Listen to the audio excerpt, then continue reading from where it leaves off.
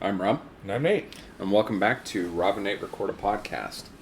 And this likely will not be an exceptionally long episode, and we probably will both be less favorable to the movie we're about to discuss because of the movie we just completed watching. We just recorded our episode on Terrence Malick's absolutely breathtakingly beautiful film, The Tree of Life. And now we're going to talk about the 2020 film starring Russell Crowe called Unhinged. Not a movie I'd describe as beautiful. No. The only thing that could be described as beautiful about this film is Caren Pistorius. She seems like a beautifully loving, caring mother. Yeah. South African-born, New Zealand-raised actress. Is she related to Oscar American. Pistorius? Could be. I don't know. Yeah, I don't know. I have no idea. She's an unfortunate woman in this film because she is the victim of a serious case of road rage. So I remember when this came out in, I think, early August of 2020, and it was one of the very first films to get a theatrical release after phase 1 of COVID and things started to reopen in theaters. And I think this is probably a good choice for an early, because people were kind of ragey, and it's really not that demanding. And, it's got... People know who Russell Crowe is. I recognize the guy who played the friend who was a lawyer, and I didn't recognize anybody else. Yeah. It's a no-name film. It is in the tradition of an exploitation film. It is Duel meets Falling Down. It is Unhinged. And it's a very angry and dad-botted Russell Crowe, because I don't know if that's prosthetic or if he's really let himself go. Yeah. He has got a gut. I texted you after I watched this. I watched this first. We ended up watching it in very close proximity to each other, but not together. Yeah. I texted you after I watched this, and tell me if my description was accurate or not. I said that minus the glasses, this is John Goodman in like 10 Cloverfield Lane. Yeah, I can see that. Change his beard trim, put a pair of glasses on him, and this is Walter Dobchik. But Russell Crowe, and I cannot think of a better term for this movie than Unhinged. Yeah. The way the film opens with Russell Crowe breaking into that house, murdering the guy. Murdering his ex-wife and her husband, or the lover, or whatever. Yeah. And you find out a little bit later that he is both a recent-ish divorcee, and he lost his job at the plant. And the plant closed down there in L.A. Yeah. And he's not in a good mood at all when he... But he murders them, he pours gas around the house and sets the house on fire, and, yeah. Drives off. And then later on that morning, Caren Pistorius, as Rachel, has the unfortunate happenstance to have gotten stuck behind him at a traffic light. And the implication that I took is that Russell Crowe essentially just fell asleep at the wheel, sitting at the traffic light, and that's why he doesn't move. I don't think he fell asleep. I think what happened was he just killed two people, and he was just like... Well, he admits to having been distracted at the light. He was just distracted. And he clearly was tired, but... Yeah. Anyways, she's sitting behind him at the light when the light goes green, honks at him. He doesn't move. She drives around him, and he chooses that this is infuriating enough and cause enough that he's going to follow her and teach her a lesson in courtesy. Though it didn't necessarily have to go that way, because they have that early conversation where she goes ahead of him, and then they end up kind of kitty-cornered to each other and stuck in traffic, and they roll down the car windows, and he's really talking more directly to the son because of the way the cars are lining up. Well, he tries to talk to her, and he does the whole, no courtesy tap? Yeah. But he basically says, if you apologize, we can move on. And I honestly think that he would have. Well, I don't think he would have, because later on, when she does apologize to him, he's like, that's not sincere enough. I think that's how that interaction would have gone even then. I don't know. I think that he was looking for an excuse to go further crazy, to just because he was unraveling. But I also feel like he had this sense of himself as being an extremely principled person. And if he had said, you do this and then we can move on, I think he would he would have. But for various reasons, Rachel was just not in the mood for that today. Yeah. She's going through a divorce. She's got her brother and his brother's girlfriend living at home, and she loses a client. She's a beautician. She loses a client because she overslept. Is going to be late and has to get her kid to school. Yeah. And he's concerned about being late to school because something about if you're late enough time to get detention or something, and he's, concerned her bad habits are going to cause him to get detention. The implication is that she runs late a lot. Yeah. But I almost said Walter.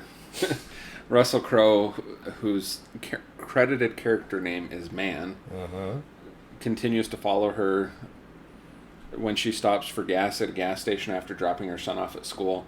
He pulls up behind her at the gas station, steals her cell phone, hides the iPad in the car so he can use the iPad to track her with her phone, and begins this road rage incident. And she sees him at the gas station, and the jump scare that actually got both of us in this film, just another polite citizen in the gas station walks out with her and trying to be semi-tough to trying to dissuade this Russell Crowe character, gets his license plate and is standing there and is like, you made the right decision by staying here.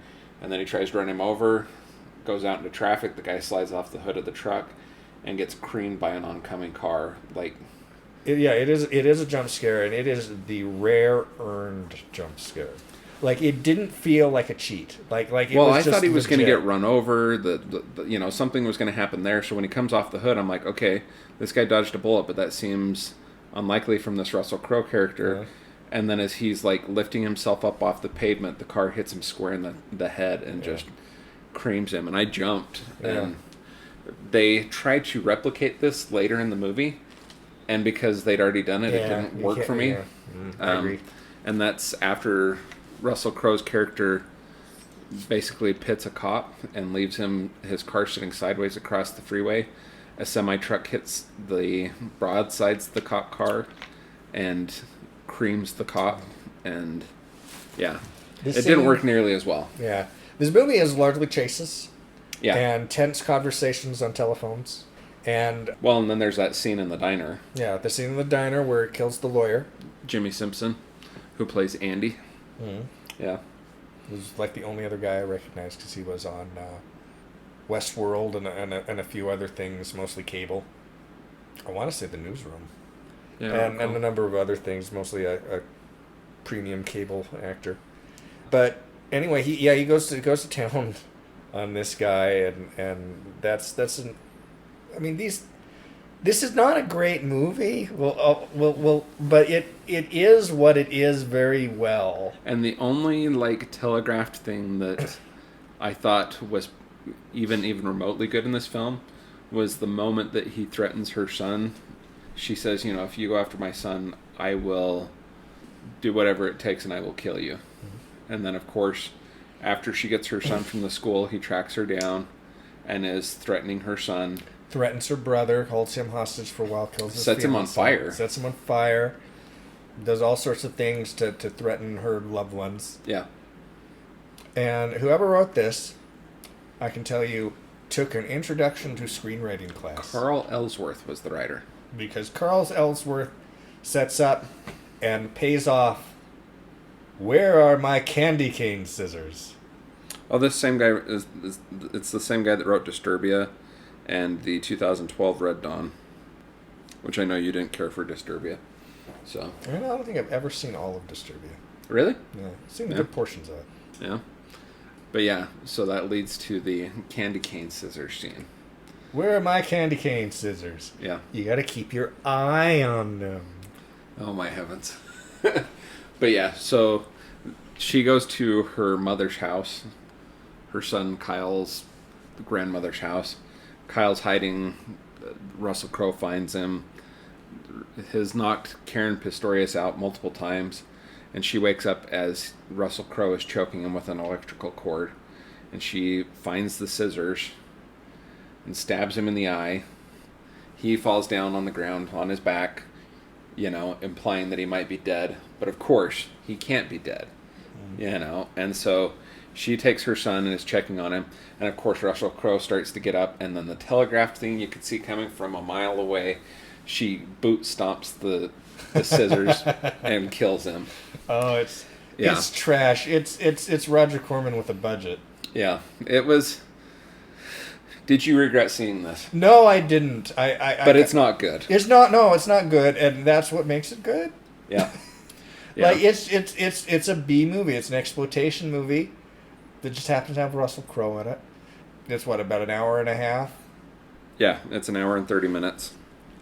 Definitely rated R. It's perfect for what it is. It is currently free on Amazon Prime, though I don't know for how long. Mm. It seems to have actually come and gone from Amazon Prime, because I swear I saw it on Amazon Prime for free once before, and then I went to watch it, and it was not free. Mm. And then suddenly again this week it was free. Yeah. So, I don't know what's going on with it. But it is currently, at the time that we're recording this in April 2021, it is free on Amazon Prime. Mm. If you want to watch it. If you don't want to watch it, you're not missing a lot. No. It says I rated this as 6 stars. I'm going to have to fix that, because for me, this is like 1 on the 4-star scale and 4 on the 10-star scale. You know, I would give it 2 stars, and I would give it 5 stars on the 10-star scale. Would you really? Yeah. What makes it... Because I'm kind of fond of this kind of trash. And honestly, part of it is I just hadn't seen something like this in a bit, and I hadn't seen something like this with a star in it and a budget.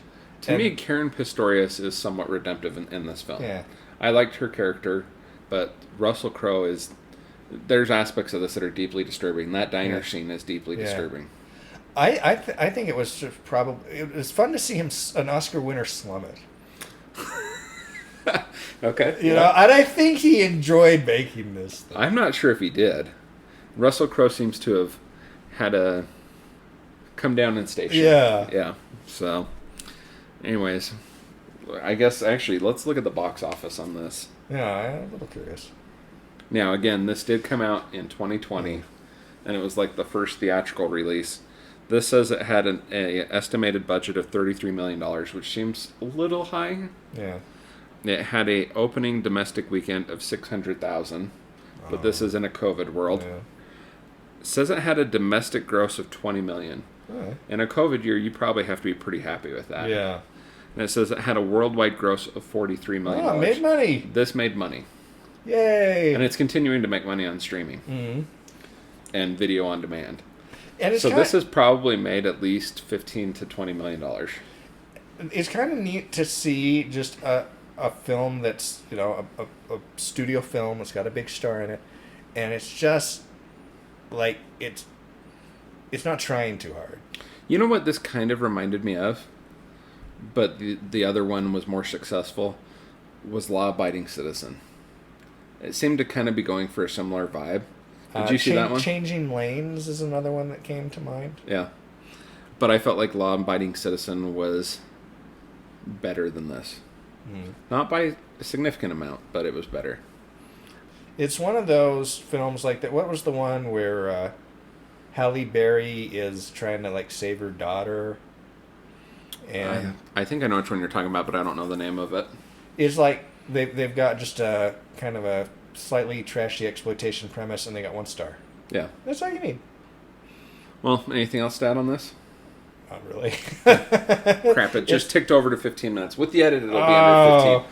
Well, we took that little break for the video clip. So with that edit, it'll be under 15. All right. But yeah, I'm Rob. I'm Nate. And this is Rob and Nate Record a Podcast and a less than 15-minute long episode.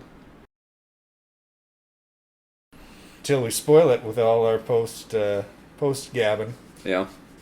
Yeah, what so how much was your watching of this influenced by me having texted you and said I watched it? I had recently, I saw it because it was on the banner. It's like, new release. And I kind of wanted to see it because I'd actually heard, like, it's a guilty pleasure film. Is basically what Either it the is. writer or the director is from Utah, and he was interviewed on the KSL movie show when this came out. Mm-hmm. And that was what had put it on my radar. But, like, I wasn't going to go to the theaters. Oh, yeah, absolutely. You know. So, I'd been aware of it, and it was one of those, like, I'll watch it eventually when it comes to streaming. I watched it kind of like you would watch something that just comes on TV. Yeah. because, you just mentioned it, and I'm like, you know what? I'm kind of curious to see it, and I bet we can get a short episode out of it. Yeah. Did my texting you spoil any of it? No, I don't think so. Yeah. Not that I recall. Yeah. What did you make of my John Goodman comparison? It's apt. I mean, if this movie had been made in 2000 rather than 2020, he'd have cast that. When did 10 Cloverfield Lane come out? 2016. I mean, because even that John Goodman could have done this. We should, at some point, you should see Barton Fink, which is a Coen Brothers film, where John Goodman plays a character of this stripe. Okay. Sounds interesting. Okay. Well, I think we've mined about everything there is to mine out of Unhinged. Mm-hmm. Could you have thought of a better description or title for this movie? No, not really. And it's also, it'd be hard to think of a more ironic companion piece to Tree of Life. It's like, I will kill you! Yeah, yeah. As we were wrapping up that Tree of Life episode, I'm like, how do you transition to Unhinged from Tree of Life? Well, even though we watched them in reverse order, it's like, we can't start with this and then go to Tree. It's like, we got to get all of our Tree of Life energy out. And then in the dregs and backwash is when we can talk about Unhinged. Is the appropriate moment to talk about Unhinged. Yeah.